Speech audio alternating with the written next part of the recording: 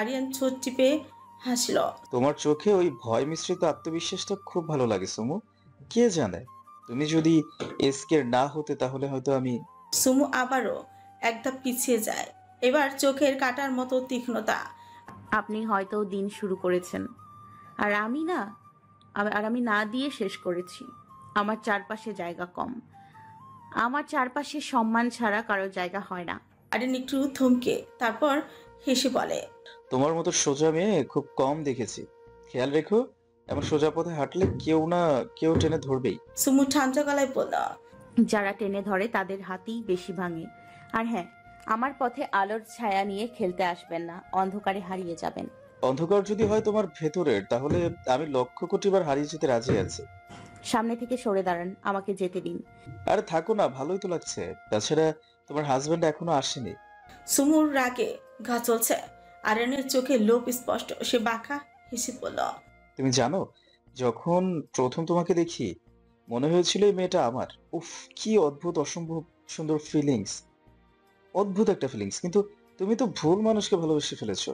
শেহরাজ তো কেবল রাগ করতে চায় না, মায়া দিতে নয়। তুমি চাইলে আমি তোমায় এমন জীবন দিতে পারি যেখানে শুধু ভালোবাসা থাকবে, রাগ নয়, ভয় নয়। আপনি একটা ভুল করছেন। আপনি যাকে দুর্বল ভেবেছেন সে একজন স্ত্রী, যার নামের পাশে শেহরাজ খান জুড়ে আছে, আর যার হৃদয়ের পাশে রাগ নয় আগুন জ্বলছে। শেহরাজের নাম নিয়ে তোমার এত অহংকার, শেহরাজের ভালোবাসা নিয়ে তোমার এত গর্ব, তাহলে এত রাতে তুমি একা কেন সুমু? ওরকম একটা রাগী লোকের থেকে তো কেউ ভালোবাসা পায় না, শুধু পায় শাসন। তুমি হাসো, কিন্তু আমি জানি তুমি একা। খান সাহেব আমাকে যে সম্মান আর ভালোবাসা দেয় সেটা আপনি কোনোদিন কাউকে দিতে পারবেন না। আরিয়ান ঘন নিঃশ্বাস ছাড়ল। তুমি জানো, যদি আমি চাই এক রাতে তোমার পুরো পৃথিবী পাল্টে দিতে পারি। তোমার ওই তথাকথিত শেহরাজ তোমায় সময় দেয় না। প্রভুমনি তোমাকে কত অপমান করে, তুমি শুধু একটা বার হ্যাঁ বলো, সব বদলে যাবে সুমু। আমি তোমাকে অনেক ভালো রাখবো, দুনিয়ার সব সুখ তোমার পায়ের কাছে এনে ফেলবো। আপনি যতটা নিচে নামতে চান নামুন, কিন্তু মনে রাখবেন, একটা মেয়ের সম্মান ভাঙতে গেলে আপনাকে প্রথমে নিজের বিবেক পুড়িয়ে ফেলতে হবে। আর রইল সুখের কথা, আমার খান সাহেবের সামান্য উপস্থিতিতে আমি যে সুখ পাই সেই সুখের কাছে দুনিয়ার সব সুখ তুচ্ছ। আরিয়ান দাঁড়িয়ে ধীরে ধীরে ওর দিকেই এগোয়। ভেবো না, আমি শুধু ভয় পাই তোমার স্বামীকে, সে শুধু চিৎকার করতে পারে। আমি কাজ করি নীরবে। সুমু পিছিয়ে যায়, পেছাতে পেছাতে দেয়ালের সাথে পিঠ থেকে সুমার। আরিয়ান দাঁড়িয়ে পড়ে, একটু উচ্চস্বরে হেসে বলে, তুমি যদি এতটা স্মার্ট আর আত্মসম্মানী না হতে, তাহলে অনেক কিছু বদলে যেত সুমু। এসকে কি এমন দেখলো তোমার মধ্যে আমি জানি না, তবে আমি বেশ ভালোভাবে অনেক কিছু দেখতে পাচ্ছি। সুমু দৃঢ় গলায় বলল, আপনি দেখার অধিকার রাখেন না। তবুও দেখছি। আর মজার ব্যাপার, তুমি তো কখনো থামাওনি আমাকে। একা থাকো, চোখে চোখ রাখো, চুপচাপ শুনে যাও। সুমু এবার এক ধাপ কাছে এগিয়ে আসে, গলায় ভয়ানক শীতলতা, রাগে নাকের পাটা ফুলে উঠেছে। শুনুন, আপনি ভুল ভেবে ফেলেছেন। আমি আপনার বন্ধু না, আপনাকে সহ্য করার বাধ্যতাও আমার নেই। ভুলে যাবেন না, আমি আপনার ভাইয়ের বউ। এই সম্পর্কের ওজন আপনি বোঝেন না, তাই বলছি সম্মান দিয়ে কথা বলুন। আর একবার এমন উচিতপূর্ণ বাজে কথা বললে আমি নিজে গিয়ে খান সাহেবকে সব বলবো। তখন কি হবে সেটা ভাবার সময়ও পাবেন না আপনি। আর চুপ থাকা মানে মেনে নেয়া নয়, কখনো কখনো চুপ থাকা মানে শুধরানোর জন্য একটা সুযোগ দেয়া। আরিয়ান ব্যঙ্গ করে হাসে। সুমু আবারও বলল, আপনি আরিয়ান ভাই, কিন্তু সেটা ঠিক ততদিন পর্যন্ত যতদিন পর্যন্ত আপনি আপনার সম্মান ধরে রাখতে পারবেন। আর না পারলে আপনি শুধু একটা নাম হয়ে থাকবেন, যেটা আমি শুধুমাত্র ঘৃণা করে উচ্চারণ করব। আরিয়ান বাঁকা হাসলো, ঠোঁটে কুৎসিত হাসে, ঠান্ডা গলায় বলল, এই চুলের গন্ধ, এই নিঃশ্বাস, এসকের জন্যই সব। একটু বাঁচিয়ে রাখো আমার জন্য। সুমু একটুও ভয় না পেয়ে বলল, আপনি কি বলছেন বুঝতে পারছি, আর সেটাই আপনাকে ঘৃণা করার জন্য যথেষ্ট। আরিয়ান মাথা ঝুঁকিয়ে গলায় বিষ নিয়ে বলল। সুমু ঠান্ডা গলায়, কিন্তু শব্দগুলো তীক্ষ্ণ। আপনি নেশা বলেন আর অসভ্যতা, দুটোরই নাম একটাই, আপনার ক্ষেত্রে নোংরামি। তুমি বুঝতে চাইছো না আমাকে। এসকে থাকলে পারতে কি এভাবে চুপ করে দাঁড়িয়ে থাকতে? খান সাহেব থাকলে আপনি এই জায়গায় থাকার সাহস করতেন না। এখন আমি একা আছি, আর আমি নিজের সম্মান রক্ষা করতে জানি। আপনার মতো নিচু মনোবৃত্তির মানুষদের জন্য আমার ভয় নেই, আছে ঘৃণা। আরিয়ান থেমে যায়। মুহূর্তের জন্য সুমুর চোখে ভয় না পেয়ে তার ভেতরে দম্ভটাও কেঁপে উঠছে। সুমুর চোখে আগুন। আবারও বলল, আর একবার এমন আচরণ করলে আমি চুপ করে আরেকটি মুহূর্তে থাকবো না। ভদ্রভাবে দূরে থাকুন, না হলে আমার প্রতিবাদ হবে এতটাই ভয়ঙ্কর আপনি আয়নায় নিজের মুখ দেখতে পারবেন না। আরিয়ান নজর সুমুর পা থেকে শুরু করে এসে থামলো সুমুর বুকে। ঠোঁটের কোণে বিকৃত হাসি নিয়ে বলল, তোমার চোখে আগুন, কিন্তু শরীরটা, সেটা তো আগুনে পোড়ানোর জন্য না, ছুঁয়ে দেখার জন্য। আচরণে মায়া আছে, আর এই শুদ্ধ শাড়িতে তোমাকে তো জাস্ট। সুমুর চোখে বিস্ফোরণ, গলা স্বাভাবিক। আপনার মতো লোকের হাতের ছোঁয়ায় মেয়ে মানুষ পুড়ে ছাই হয় না, বরং সেই হাতেই পুড়ে ছারখার হয়ে যায়। আপনি মেয়েদের শরীর বোঝেন, আত্মা বোঝেন না। তুমি বলো তুমি আমার ভাইয়ের বউ, কিন্তু তোমার চোখে তো আমি অন্য ভাষা দেখি। এসকে বোঝে না, আমি বুঝি। এমন রূপ কেউ চাপা দিয়ে রাখতে পারে? আপনার মতো পচা মন যার থাকে সে সাদা কাপড়েও কালি খোঁজে। আপনি যা ভাবছেন সেটা হলো আপনার কল্পনা, নয়তো বিকৃত লালসা। আর একটা কথা মনে রাখবেন, আমার ইজ্জত আর সম্মান আপনার মতো লোকের খেলনা না। তোমার ঠোঁট এত সুন্দর, অধিকার থাকলে অন্যভাবে চুপ করতাম। সুমুর চোখে ঘৃণার আগুন। আপনার চোখে সম্মান নেই, তাই মুখেও নেই। আবার ঠোঁট আপনি কল্পনাতে রাখলেই ও তো আপনার কলিজা ছিঁড়ে বের করে আনবে আমার খান সাহেব। আর আপনি বাস্তবে ছোঁয়ার স্বপ্ন দেখেন। নিজের নোংরা মানসিকতার পরিচয় দেয়া বন্ধ করুন। আমি শুধু মুখে প্রতিবাদ করি না, দরকার হলে হাতও ব্যবহার করি। কিন্তু আফসোস, আপনার মতো নোংরা লোককে চড় মারার জন্য স্পর্শ করলে আমার হাত নোংরা হবে। এই ভয় দেখিয়ে কি হবে সুমু? তোমার না এর মধ্যেও আমি হ্যাঁ শুনতে পাই। তুমি যতই রাগ করো ততই তোমাকে নিজের করে পেতে ইচ্ছে করে। সুমু এবার সম্পূর্ণ শান্ত ঠান্ডা আগুনের মতো করে বলল, আপনার কল্পনায় আমি আগুন, বাস্তবে আমি আগ্নেয়গিরি। আপনার স্পর্শ তো দূরে থাক, আপনার ছায়াও যদি আমার উপর পড়ে তাহলে আপনি নিজেই পুড়ে ছাই হয়ে যাবেন। আর হ্যাঁ, আমি আবারও বলছি, আমি আপনার ভাইয়ের স্ত্রী। এই পরিচয়ে মাথা উঁচু করে বাঁচি, আর আপনাকে ঘৃণা করে দেখি। এখন সরে যান। আরিয়ান চোখে একরাশ নোংরা হাসি নিয়ে বলল, যেতে তো তোমাকে দিব না। তুমি জানো সুমু, আমার কল্পনায় তোমাকে সাদা শাড়িতে দেখলে মনে হয় তুমি স্বর্গের রূপ। শরীরটা তুলার মতোই নরম, স্পর্শের জন্য চিৎকার করে আমার মন।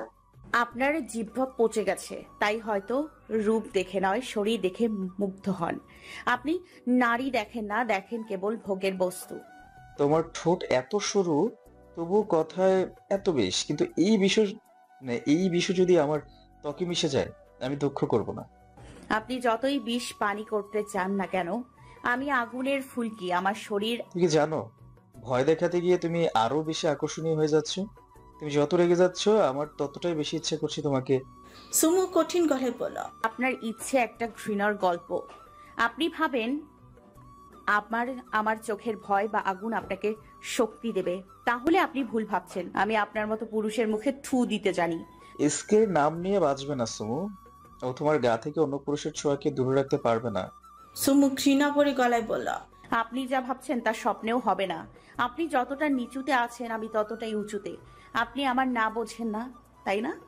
আরিয়ান ঠোঁট কামড়ে বিকৃত হেসে বলল, তোমার এই চোখে জেদ আছে ঠিকই, কিন্তু আমি জানি মনের ভেতরে একটা খালি জায়গা আছে, যেটা এসকে পূরণ করতে পারেনি।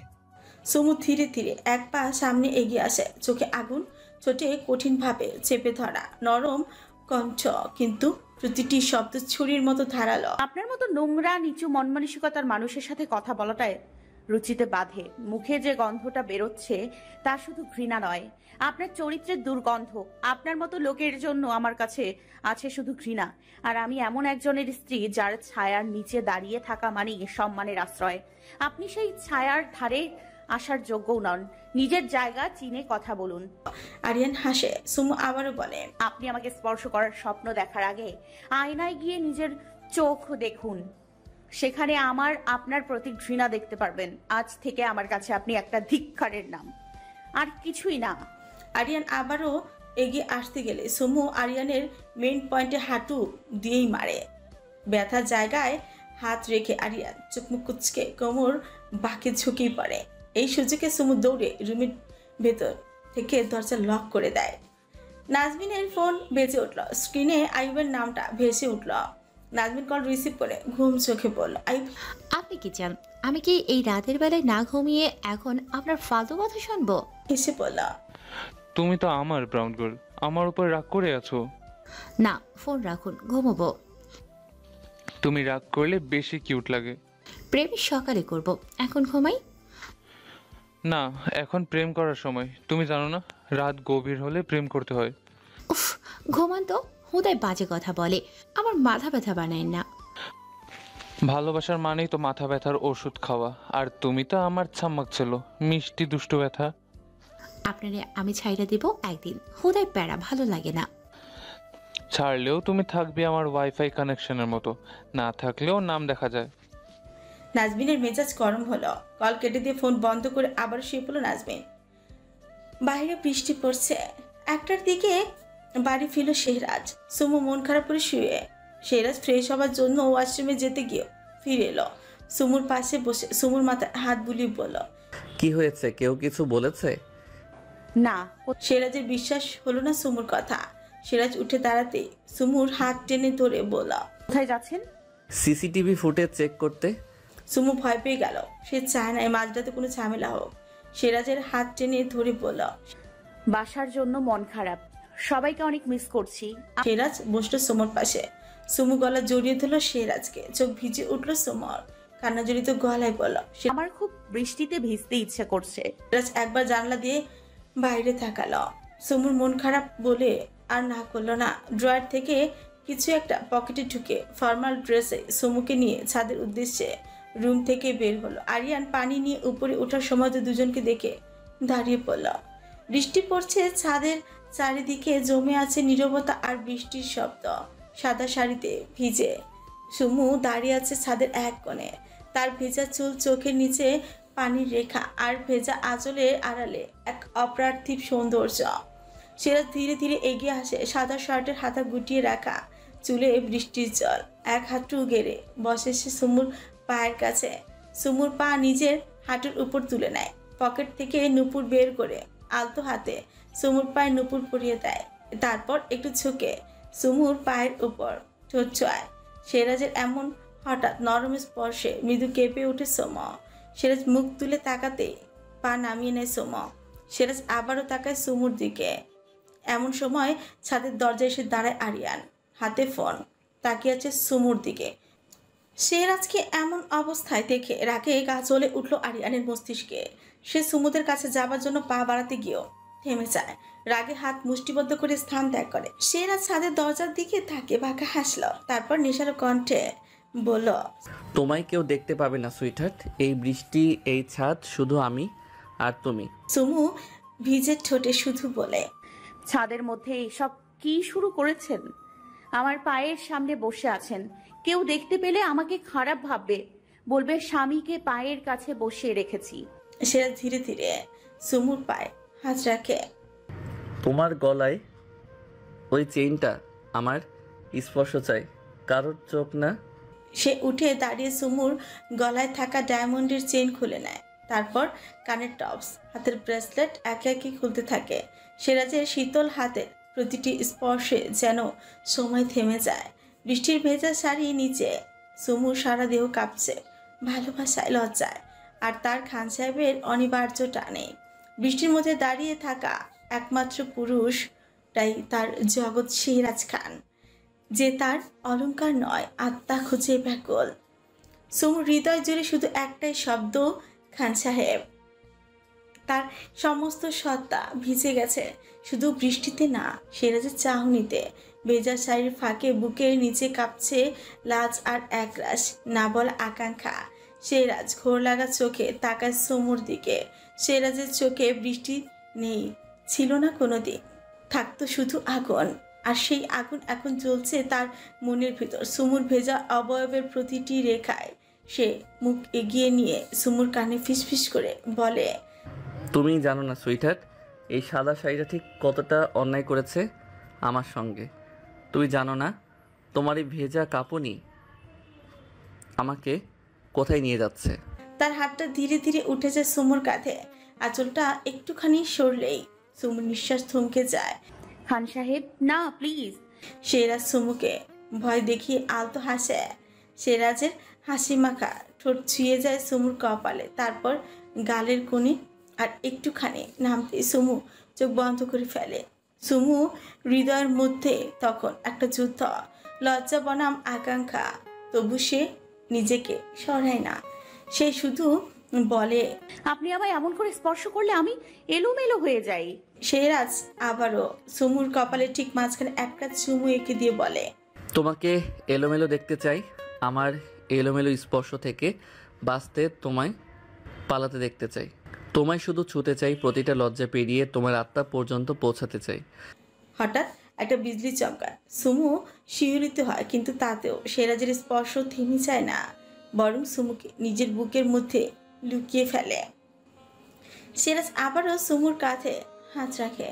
তার চোখে কিচ্ছু নেই, আছে শুধু তৃষ্ণা, যেটা কোনো জল তৃষ্ণা মেটাতে পারে না। হঠাৎ এক ঝটকায় সুমুকে তুলে নেয় কোলে। সুমু ভয় রুদ্ধ হয়ে সিরাজের বুকে চাপা পড়ে। খান সাহেব, আশেপাশের বাসা থেকে কেউ দেখবে। দেখুক না, জানুক সবাই, তোমার স্বামী শুধু তোমাকেই চাই। তোমার প্রতিটা নিঃশ্বাস, প্রতিটা কাঁপুনির অধিকার আমার। বৃষ্টির মধ্যে দিয়ে সে ধীরে ধীরে হেঁটে যায় ভেজা সিঁড়ি বেয়ে নিচে নামে। প্রতিটি পা ফেলেই যেন সে তার মালিকানা দাবি করছে সুমুর প্রতি। সুমু চোখ, তার হাত কাঁপতে কাঁপতে সিরাজের ঘাড় জড়িয়ে ধরে। তার বুকের সঙ্গে বুক লেগে আছে। তার মনে হচ্ছে তার দেহটা ঢেকে আছে তার খান সাহেবের বুকের ছায়ায়। শাড়ির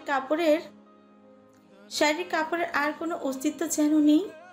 দরজা খুলে তারা ঢুকে পড়ে বেডরুমে। অন্ধকার নরম আলোয় ভেজা সিরাজ সুমুকে বিছানায় রাখে না, দাঁড় করিয়ে দেয় জানালার সামনে। জানালার কাছ বেয়ে গড়িয়ে পড়ছে জলরাশি। চারিদিকে এক অদ্ভুত নীরবতা, শুধু বৃষ্টির শব্দে যেন এক সুর বেজে চলেছে। সাদা শাড়িটা গায়ে লেগে আছে সমর, চুল থেকে চুপ চুপ করে পানি পড়ছে। সে ধীরে ধীরে সুমুর ভেজা চুলের গোছা একদিকে সরিয়ে দেয়। তুমি জানো, এই ঘাড়ে আমার ঠোঁট কখনো থেমে থাকতে পারে না। সেই ঠোঁট ছোঁয়ায় সুমুর গলায়, গলা বেয়ে নেমে যায় স্পর্শ, কাজ ছুঁয়ে পিঠের মাঝ বরাবর। সুমু নিঃশ্বাস থেমে যায়। খান সাহেব, আমি ভেঙে যাচ্ছি। সেরা সুমুর হাত ধরে দেয়ালে ঠেকিয়ে দেয়। ভেঙে যাও সুইটহার্ট, ভেঙে যাও, যেন আমি তোমার প্রতিটা ভাঙার টুকরোকে নিজের করে নিতে পারি। তার হাত আবার ধীরে ধীরে শাড়ির আঁচল খুলে দেয়। কোনো তাড়াহুড়ো নয়, শুধু ভালোবাসায় মোড়া গতি। সুমুর শরীর থেকে খুলে নেওয়া অলংকারগুলো পকেট থেকে বের করে মেঝেতে ফেলে দেয়। সুমু শুধু চোখ বন্ধ করে দাঁড়িয়ে থাকে। তার শরীরটা কাঁপছে, কিন্তু সে সরছে না। সিরাজ তার কানের কাছে মুখ এনে ফিসফিস করে বলে, তোমার শরীর না সুইটহার্ট, আমি তোমার আত্মাকে ছুতে চাই। সুমু ফিসফিস করে বলল, আমার আত্মা অনেক আগেই পুরোপুরি আপনার হয়ে গেছে। সিরাজ চুপচাপ দাঁড়িয়ে রইল সুমুর ভেজা চুলের ফাঁকে। চোখে মুখে ছিল অদ্ভুত এক শান্তি, অথচ ভেতরটা যেন ঝড়ো সমুদ্র। সিরাজ মৃদু গলায় বলল, তুই জানো, এই বৃষ্টি আমাকে তোমার কথা মনে করায়। প্রথম দেখা, প্রথম স্পর্শ। সুমু চোখ নামিয়ে ফেল। বৃষ্টি যেন আরো জোরেই পড়তে লাগলো। সিরাজ ধীরে ধীরে তার মুখের দিকে এগিয়ে এলো। তুমি কি জানো আমি কতটা ভয় পাই যদি কোনো দিন তোমাকে হারিয়ে ফেলি? সুমু কাপা গলায় বলল, সৃষ্টিকর্তা না চাইলে আপনি আমায় হারাবেন না। আমি আছি সব সময়, সব বৃষ্টিতে, সব নির্জনে, শুধু আপনার জন্য। হঠাৎ করে সিরাজ রুমের হিটার চালু করলো। বাইরে থেকে আসা আলো নরম হয়ে এসেছে। চারপাশে যেন এক ঘোর লেগে আছে। সুমুর ঠোঁট কাঁপছে। সিরাজ হাত ছুঁয়ে বলল, তোমার ঠোঁট কাঁপছে সুইটহার্ট। খান সাহেব বলে ডাকো তো একবার। সুমু লাজুক গলায় বলল। খান সাহেব। সিরাজ তার ছোটে আলতো ছোঁয়া দিল। তারপর একে অপরের আলিঙ্গনে হারিয়ে গেল। কিছু সময় যেতেই সিরাজ সুমুকে ছেড়ে বলল, I badly need you sweetheart. সিরাজের কণ্ঠটা যেন বর্ষার মাঝরাতের গলে যাওয়া কফির মতো গাঢ় ও মায়াময়। কথাটা বলার সময় সিরাজের চোখ আটকায় সুমুর চোখে। সেই চোখে ছিল এক তৃষ্ণা, এক গভীর চাহনি। যা কোনো ভাষায় বলা যায় না, শুধু অনুভব করা যায়। সিরাজের বলা কথার মাঝে ওদের দুজনের নিঃশ্বাস মিলে গেল। সিরাজ এক হাতে সুমুর গালে স্পর্শ করলো, তার ঠোঁটের জগায় ছুঁয়ে দিল একরাশ আগুন। চোখে ছিল তৃষ্ণা, অথচ তাতে প্রেমের অদ্ভুত কোমলতা।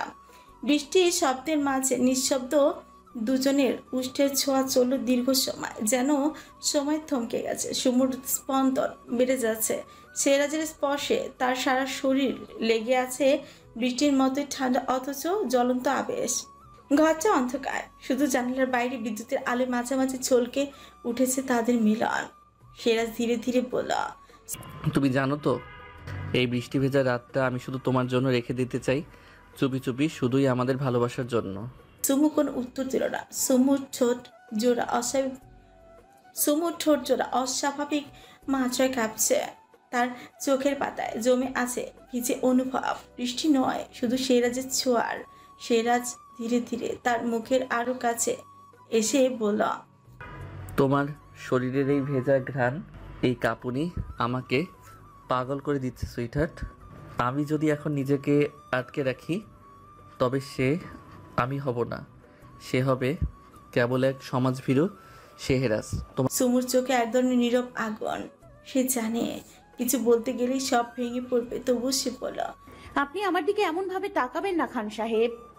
আমার আজ আবারও নতুন করে লজ্জায় মাটিতে মিশে যেতে ইচ্ছে করছে। সিরাজের ঠোঁট ছুঁয়ে যায় এবার তার গলার ঠিক নিচে, যেখানে শাড়ির আঁচল আর জল একসাথে মেখে আছে তৃষ্ণা। লজ্জা, আমার শান্তি। হাতটা এবার নামলো সুমুর কোমরে। সুমু আবারও কেঁপে উঠল। সিরাজ হেসে ফেলে। সেই হাসি কোনো পাপের নয়, ছিল এক ধরনের প্রেমের দুঃসাহস, এক ভালোবাসার অধিকার। সৃষ্টিকর্তা তোমায় আমার কপালে লিখেছে সুইটার, তুমি কেবল আমার হক। তাদের মাঝখানে তখন শুধু একটুখানি বাতাস, একটুখানি সময়। জানালার বাইরে ঝড় বাড়ছে, আর ঘরের ভেতরে দুজন মানুষের মনের ভেতরে ঝড় বাড়ছে। আচমকা সুমু সিরাজকে জড়িয়ে ধরে। সিরাজ তখন আর থামে না, সে সুমুকে কোলে তুলে নেয়। বৃষ্টির শব্দে হারিয়ে যায় শাড়ির খসখসে ঘ্রাণ আর নিঃশ্বাসের তীব্রতা। সিরাজ ধীর পায়ে সুমুকে বিছানায় বসিয়ে দেয়। সুমুর ভেজা শাড়ি তখন তার গায়ের সাথে লিপটে আছে, আর চোখে আছে এক স্বপ্নপূরণ দৃষ্টি। আপনি কি জানেন আমি ভয় পাই এই মুহূর্তগুলোকে? কেন? সিরাজ কপালে চুমু দিয়ে জিজ্ঞেস করে। সুমুর কণ্ঠ নিঃশ্বাসের মতো নরম। কারণ আপনি যখন এতটা কাছে থাকেন, তখন আমি নিজেকে আর নিজের মধ্যে রাখতে পারি না। সিরাজ এক হাতে সুমুর চিবুক তুলে ধরে। সুমুর চোখে গভীরভাবে সে মৃদুস্বরে গিয়ে উঠল, एक दिल है, एक जान है, दोनों तुझ पे कुर्बान है। एक मैं हो, एक ईमान है, दोनों तुझ पे कुर्बान है। গান থামিয়ে মুচকি হেসে পড়ল, আজ রাতে এই বৃষ্টির সুরে আমি তোমায় নিজ হাতে গড়ে নিতে চাই, একদম আমার মতো। কথাটা বলে টেবিল থেকে ফোনটা নিল, তারপর ফোনে প্লে করল জিন্দেগি সে চুরাকে গান। ফোনটা জায়গা মতো রাখলো। আবারও সুমুর কাছে এলো। সিরাজের ঠোঁট এবার নেমেছে সুমুর গলার নিচে, তারপর গলার বনে। প্রতিটা উষ্ঠের ছোঁয়া যেন এক একটা ফুল হয়ে খসে পড়ছে সুমুর ত্বকে। সুমুর শরীরের ভেতরটা কাঁপছে, সে শিহরিত, সে নিঃশ্বাস হারিয়ে ফেলছে। সিরাজ তার কানে আবারও ফিসফিসিয়ে বলে, তোমার ভেজা শরীর, এই কাঁপুনি আমার সত্তার আগুন জ্বালিয়ে দিয়েছে। আমি তোমার ভিতরে ঢুকে যেতে চাই, আত্মায়, নিঃশ্বাসে, হৃদয়ের গভীরে। বিছানার চাদরে তাদের ছায়া গলে যায়। বৃষ্টির শব্দে হারিয়ে যায় শেষ লাজের আওয়াজ। সুমু ঢাকা পড়ে সিরাজের বলিষ্ঠ দেহের আড়ালে, যেন প্রেমের গোপন পত্র খুলে পড়ছে অক্ষরে অক্ষরে। সুমুর বুকের নিচে তখন শুধু হৃদয়ের শব্দ। খান সাহেব, খান সাহেব, খান সাহেব। চোখে চোখ, ঠোঁটে ঠোঁট, তারা হারিয়ে যায় এক প্রেমের মহাসাগরে, যেখানে ভাষা নেই, লজ্জা নেই, শুধু ছোঁয়া আছে, ভালোবাসা আছে। এই রাতে আবারও তারা শুধু দেহ নয়, একটা আত্মা হয়ে মিশে যায়। এই রাতে আরও একবার কোনো শরীরের খেলা ছিল না, ছিল আত্মার এক গভীর নিঃশব্দ অগ্নিস্নান। বাইরে তখনও বৃষ্টি ঝরছে, কিন্তু রুমের ভিতরে দুজন মানুষের নিঃশ্বাসের পাল্লা সাথে তাল মিলিয়ে ভারী হচ্ছে।